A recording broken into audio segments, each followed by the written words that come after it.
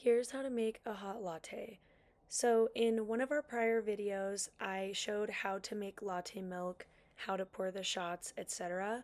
So if you are unfamiliar with those, please go back to those videos and watch those first. But to start in this video, I'm just showing you how to pull a shot. And then I have it sitting in my group head already. And then I got my milk all set up in my pitcher, and I'm steaming that latte milk. So here's that beautiful latte milk going all on its own.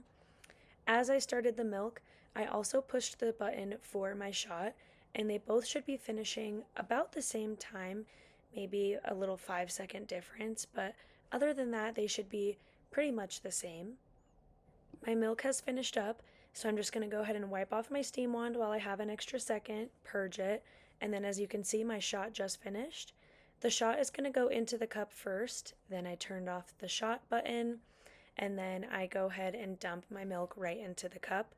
So the layering for a latte should be shot and then milk. If for some reason it had syrup in it, you would do syrup, shot, and then milk. So this is just a layering process again. We have our shot, next we have our milk, and then this last clip is going to be pouring the milk from a bird's eye view, just so you can kind of see what we're looking for. A nice microfoam, which is going to be those little baby bubbles you can barely see to make that nice paint texture that we discussed in the latte milk video. And then all we do is cap it and we are all finished.